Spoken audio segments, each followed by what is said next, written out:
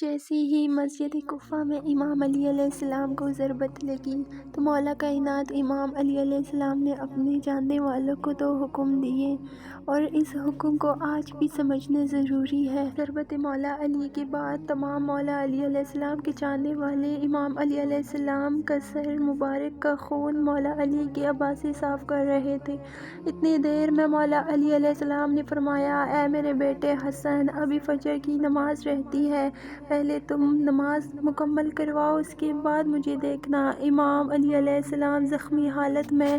اپنی نماز مکمل کرتے ہیں اور امام حسن علیہ السلام پوری جماعت کو نماز پڑھاتے ہیں۔ جیسے ہی نماز ختم ہوتی ہے تو امام علی علیہ السلام کو ضربت مارنے والے منافق کو پکڑ کے امام علی علیہ السلام کے سامنے لے کر پیش کیا جاتا ہے، اور کچھ چاہنے والے امام علی علیہ السلام کے زیادہ خون بہنے کی وجہ سے شہد کا شربت بنا کے آپ کی خدمت میں پیش کرتے ہیں۔ امام علی علیہ السلام نے جیسے ہی اپنے قاتل عبدالرحمن ابن ملجم کو دیکھتے ہیں کہ وہ ڈر رہا ہے، اس کی پیشانی پسینے سے تر ہے، امام فرماتے ہیں، اے میرے بیٹے حسن، یہ شربت میرے قاتل کو دے دو اور اس کو یہ بتاؤ کہ امام علی علیہ السلام نے زندگی پر انصاف کیا، اس کے ساتھ بھی انصاف ہوگا۔ پھر اپنے تمام ماننے والوں کو یہ حکم دیتے ہیں،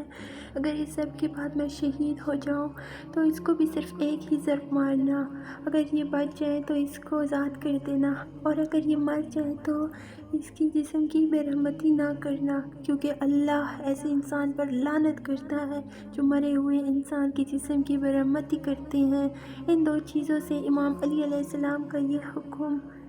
ان کے ماننے والوں کے لیے واضح ہوتا ہے کہ زندگی میں کتنا بھی مشکل وقت آ جائے، نماز ادا کریں اور نماز کو کبھی نہ چھوڑیں، اور دوسرا حق علی کی بات کے بارے میں اللہ سے ڈرتے رہنا۔ اے میرے اللہ، ہمیں ہمارے امام کے نقش قدم پر چلنے کی توفیق عطا فرما